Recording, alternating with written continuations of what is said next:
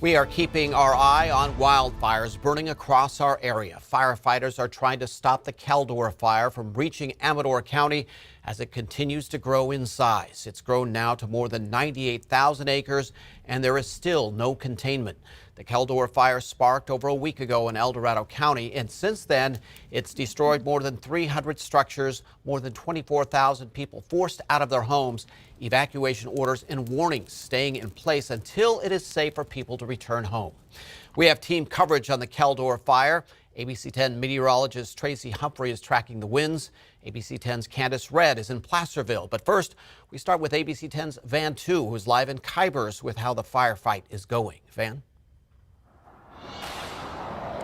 Well, Kurt, we have several new updates for you. We are here off of Highway 50 to give you a live look of that spot fire that jumped north of the highway yesterday. You can see the smoke so thick, making it really impossible to tell where the sky begins and ends. This has really hindered air resources from coming over this side of the fire since 3 p.m. today. Now, we can see some orange flames continuing to burn through the trees here, between the rocks here on the outer edges. According to CAL FIRE, this spot fire has grown to 200 acres at last check. Now, the main fire continues to hold south of the highway. Now, the Highway 50, has been closed between Myers and Sly Park for the past few days, and just in time, too. Firefighters say had the road been open to traffic, it could have been disastrous, and officials say they do not expect the highway to be open anytime soon. Right now, there are efforts to protect structures along the 50 corridor, and this evening, CAL FIRE does expect winds to continue pushing this fire northeast,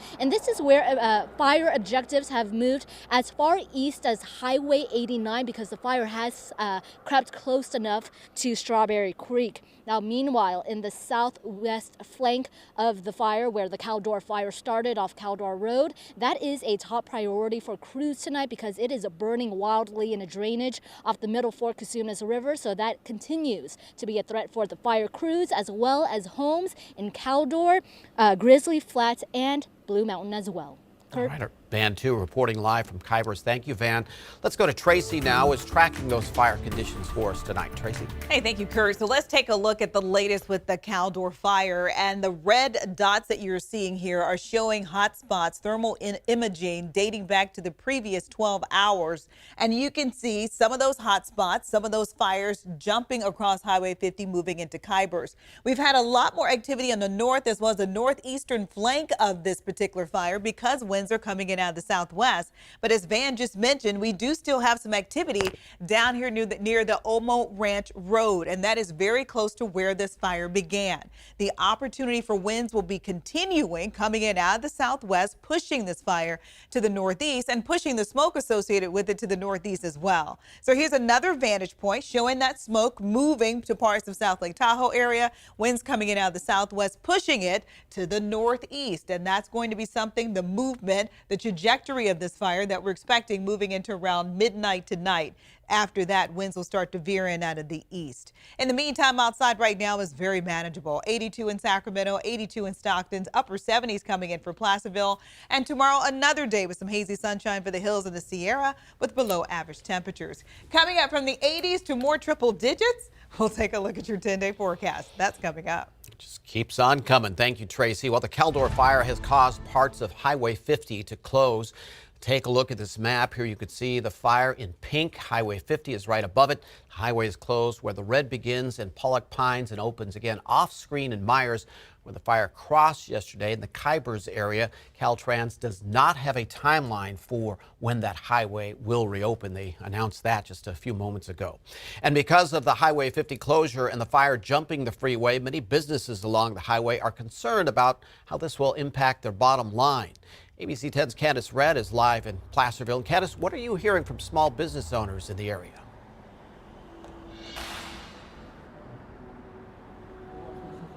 Well, Kurt, this evening we are coming to you live on Main Street. This is in Placerville, and as you can see, some businesses are open, others closed up shop due to the wildfire. Again, this is a sign posted on Art Studio 360. It reads, "Closed due to air quality." We do know that small business owners say that this area is typically booming in sales due to foot traffic and tourists passing through to get to Lake Tahoe, but the wildfire is putting a stop to all that.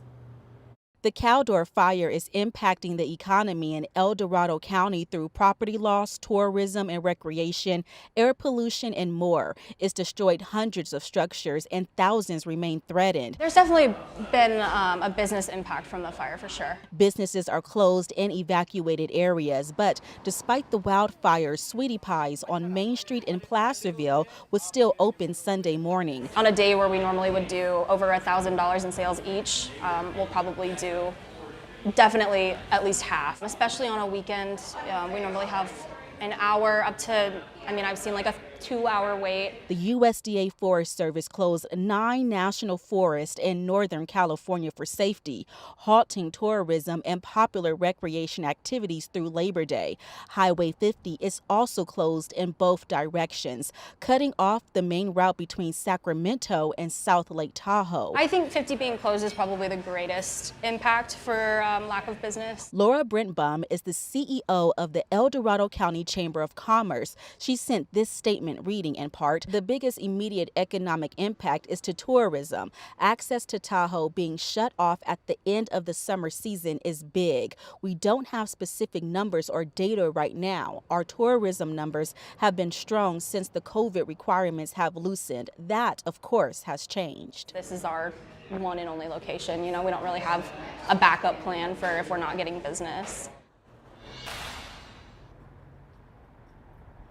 And Kurt, once again, I want to take you and our viewers on another walk again, giving you a look live at Main Street in Placerville. As you can see, not too much foot traffic in this area. Some businesses, again, have closed up shop. Keep in mind, the El Dorado County Chamber of Commerce did not have numbers regarding the overall economic impact at this time, but the chamber says that it will be worse than the King Fire, which burned about 97,000 acres in 2014. Kurt. A sad scene to see. All right, our Candace Red live in downtown Placerville tonight. Meanwhile, the annual Dry Diggings Festival is moving to a new location because of the Caldor Fire. The 2-day concert next weekend is being moved from Placerville's El Dorado County Fairgrounds to the Nevada County Fairgrounds in Grass Valley. The Friday and Saturday event features 15 bands, food, craft vendors, and craft beer. Last year, the festival was canceled because of the COVID-19 pandemic. Now let's check in on the Dixie Fire. It has grown to 721,000 acres now. It is 37% contained. This is the largest single fire in California history. Mandatory evacuations changed to warnings in the Dixie Fire, including Clear Creek, Westwood, and Pinetown, south of Highway 36 from the Lassen County line, south of Highway 36 from Devil's Corral, east to Britt Lane and Thumper Hill, and south to Cheney Creek Road. Biz Johnson Trail area, south of Highway 36 from Thumper Hill, east to Miller Crossing, and south to Bower Road Zone.